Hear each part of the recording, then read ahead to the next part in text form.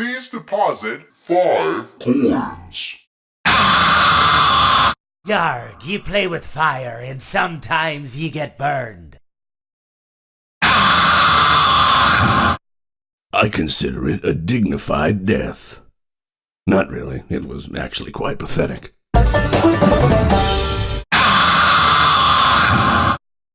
Shh. It will all be over soon. I hope you enjoyed the grand finale. Everyone underestimates me, but then they turn their back and I'm like, boo! And they're like, what?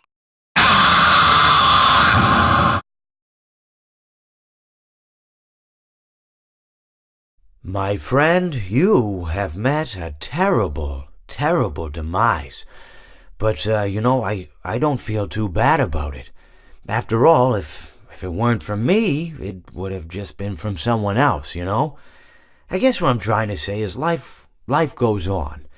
Well, for everyone else, life goes on, not for you. You're dead. But that's neither here nor there. It reminds me of one summer day in the park. I was having just a delightful picnic with my good friend Orville. And I said to him, Orville, I have a story. And he said to me, what's the significance of the story? And I said to him, Orville, not every story has to have significance, you know? Sometimes a story is just a story.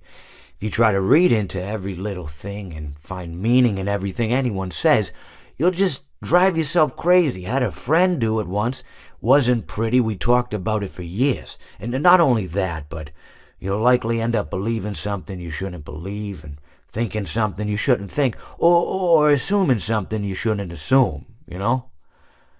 Sometimes, I said, a story is just a story. So just be quiet for 1 second of your life and eat your sandwich, okay? Of course, it was only then I realized I made sandwiches and poor Orville was having such difficulty eating it. Elephants have those clumsy hands, you know. Actually, I suppose that's the problem. They don't have hands at all, do they? They're all feet. And I couldn't imagine someone asking me to eat a sandwich with my feet. Now, if I recall correctly, there was a bakery nearby. I said to him, Orville, let me go get you some rye bread. Now, I'm unsure if elephants enjoy rye bread, but I assure you that Orville does.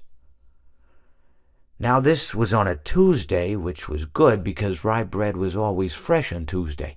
They made sourdough bread on Monday and threw it out Wednesday, or rather, they sold it at a discount for people wanting to feed the ducks, and then probably at the end of the day, finally, they threw it all out. I don't recall.